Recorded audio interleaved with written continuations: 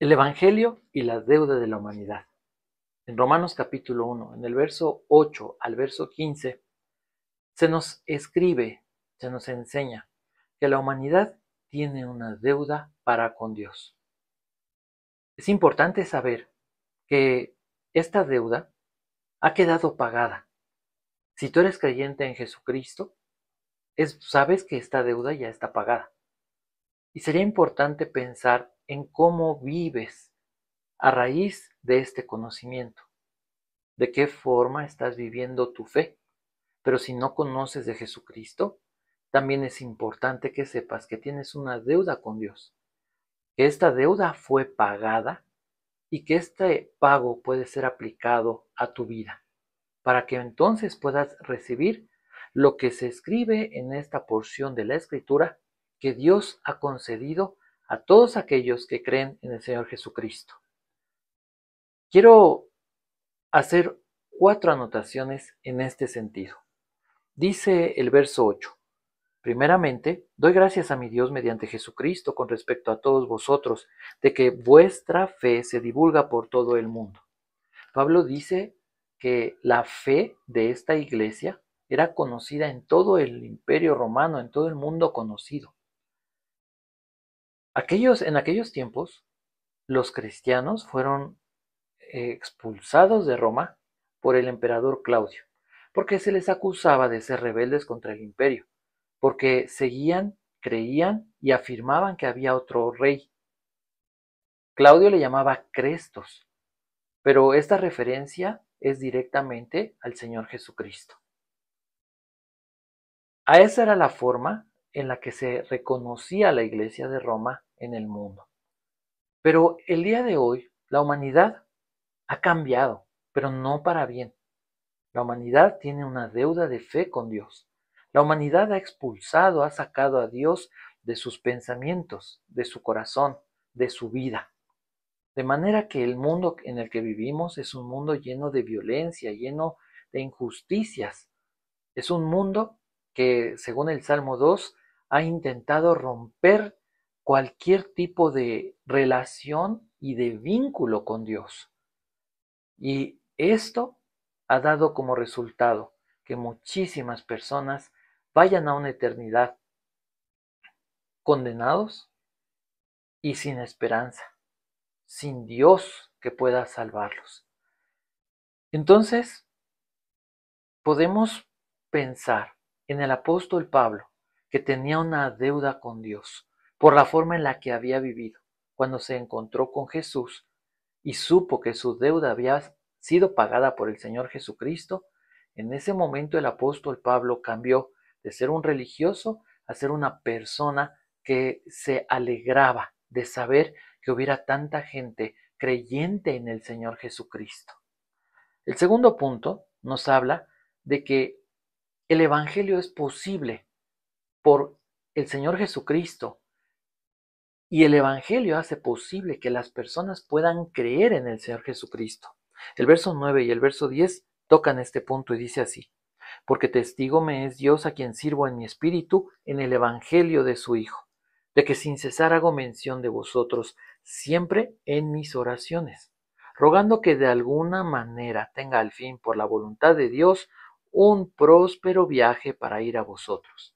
Creer en Jesús significa creer en Dios, entregarse a la voluntad de Dios, confiar en su palabra y depender de los planes de la voluntad de Dios revelada a través de su palabra.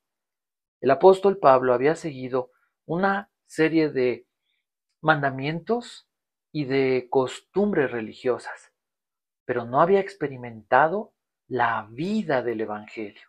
Ahora que él la vivía, ahora él se alegraba y él deseaba que muchas personas pudieran conocer esta vida que Dios otorga a todos aquellos que creen en Jesucristo.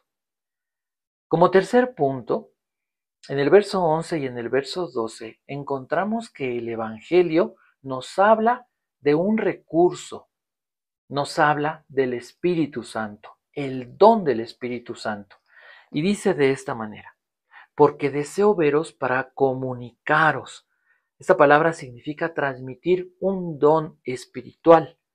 ¿Con qué propósito? Lo dice el apóstol Pablo, para confirmar, para fortalecer a que los creyentes permanecieran fieles en su fe al Señor Jesucristo. En la Biblia encontramos las manifestaciones del poder del Espíritu Santo, pero el Espíritu Santo no solamente obra milagros, tal vez el mayor milagro que el Espíritu Santo obra es el de producir una fe firme y fiel en el Señor Jesucristo. Y el verso 12 nos dice lo siguiente: esto es para ser mutuamente confortados por la fe que nos es común. Esta palabra significa que se pudieran estimular unos a otros.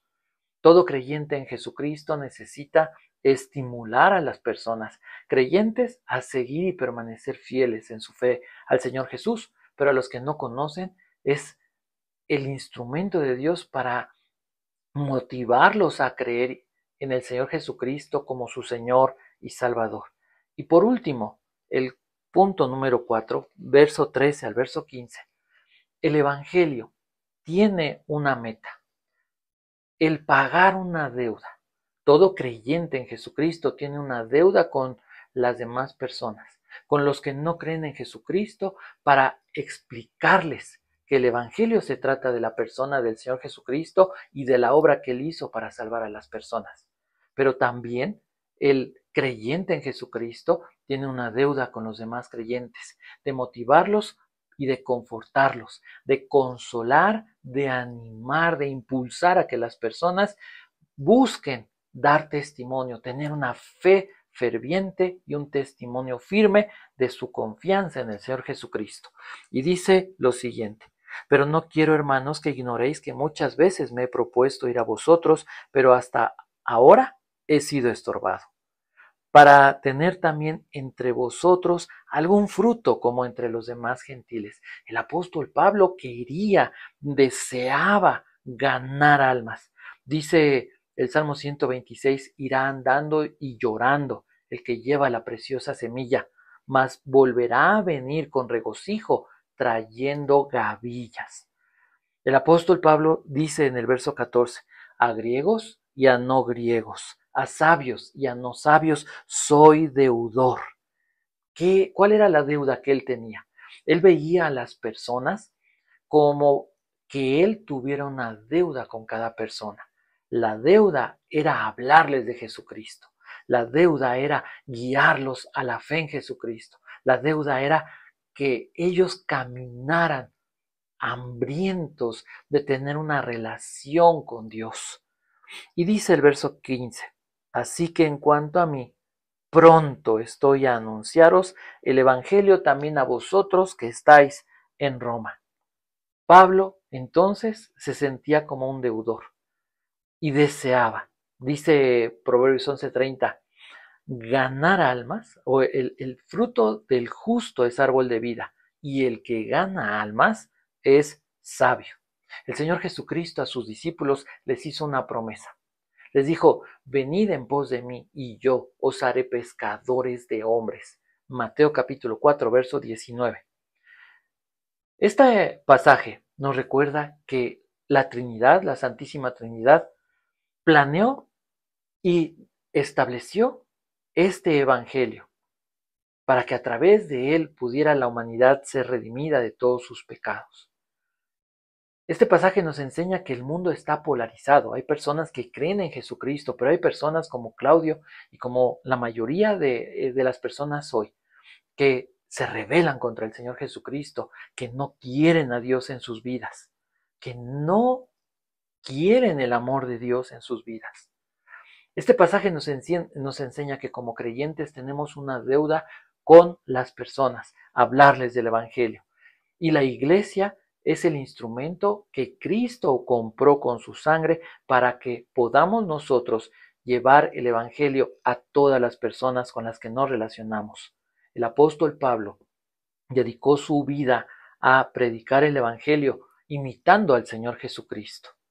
Así que si el día de hoy no estás predicando, no estás evangelizando, tienes que pedirle perdón a Dios y arrepentirte de haber permanecido callado.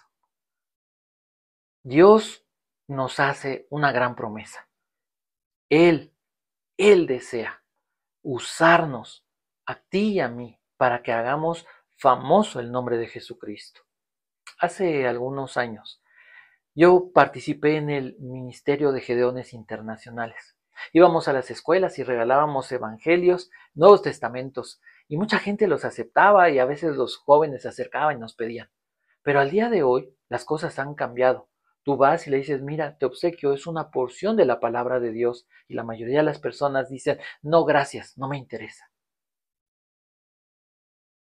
Pero tú y yo hemos sido llamados a continuar con esta labor que el Señor Jesucristo comenzó, predicar el Evangelio. Así que quiero invitarte, hagamos famoso al Señor Jesucristo, hablemos de la salvación, invitemos a las personas a que dejen su vida pasada para seguir el nombre de Jesús. Que Dios te bendiga, que te dé paz.